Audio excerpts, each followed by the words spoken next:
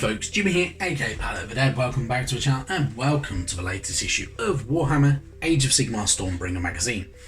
Now, as per usual with all these videos, if you like them, hit the like button, subscribe to the channel if you haven't already, and of course drop us a comment down below.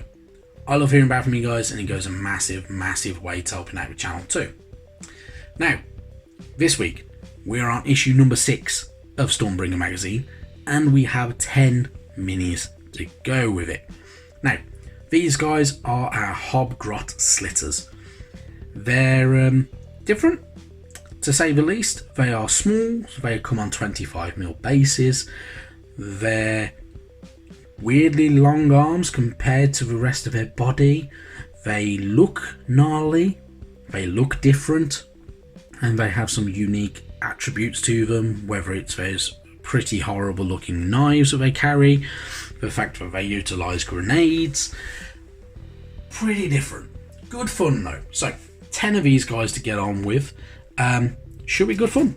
Should be an absolute blast. Excuse for pun. But yeah, really good stuff. I'm kind of looking forward to getting going with them. Yeah, not bad at all to get with the magazine. Into the magazine we go though. We are greeted first by some Kruleboyz lore. Cunning but brutal. All Oryx are creatures of brute strength and low cunning.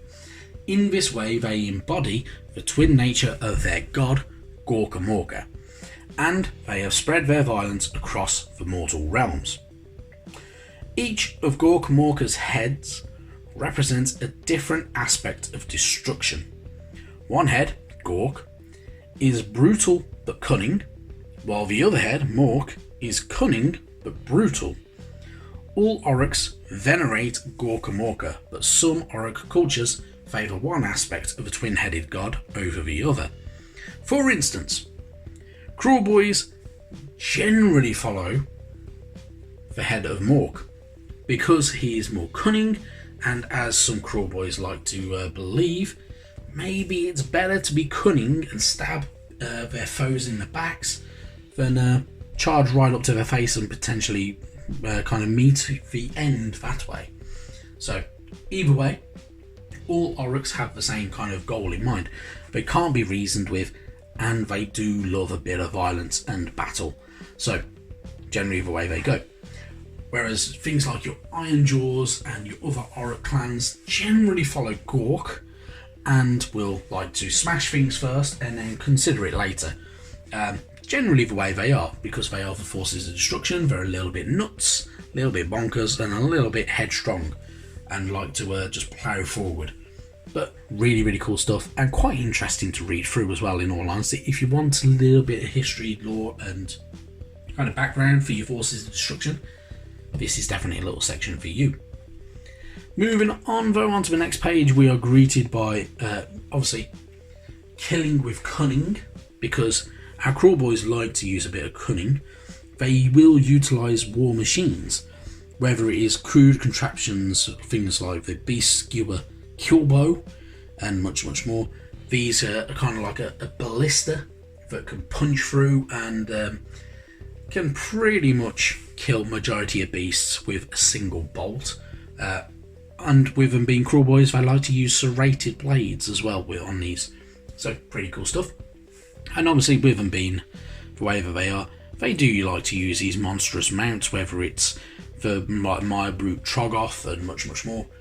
They will use them because they can. And why not? Why not be a bit cunning, utilise that brute strength and jump down at the opportunity if you need to. It's generally the way they work, but not bad. Moving on, we have our Grotty slitters page. So these are a Kruleboyz unit, of course, as well. So Grotty are vile, wily mercenaries who are notorious for their use of explosives. These vicious creatures work for the Kruleboyz, and they wield sharp slitter knives and deadly sulfuric scrap grenades. Foes are softened up with the explosive bombardments to begin with, and finished off with a flurry of knives.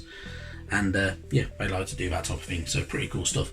And Grotty, do like to trade, and sometimes they trade with evil Dwarden, aka your dwarves, Sometimes they just like to trade with other people, and the black market within the mortal realms, essentially. And can even take out Stormcast Eternals with these bits and pieces every now and again. So here's what it is.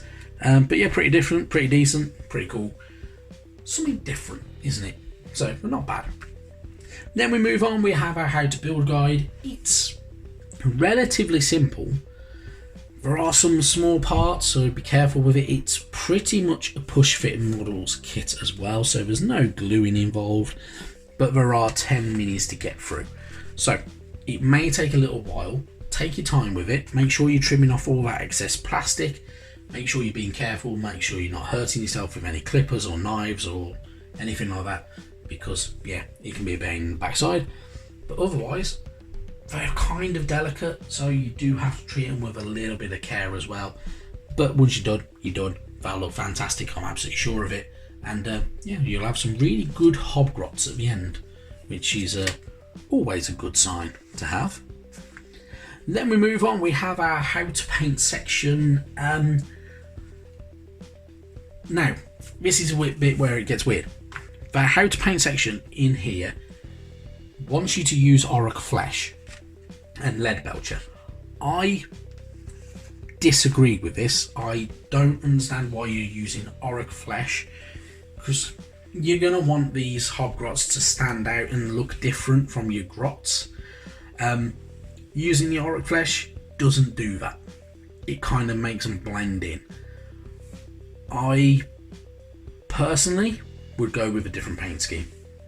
By all means, use something like I don't know, Corax White or Wraithbone. Use a contrast paint over the top of it if you wish to. Go with a kind of a browny colour. So if you've got it, use, I don't know, maybe Ballad Brown, and then use Hobgrot over the top of it, because you can get a Hobgrot coloured paint which looks more like the Hobgrots that you've seen in other images. It will look better than having them green. In all honesty, that's how I feel anyway. There are other painting guides online, so you can check those out by all means.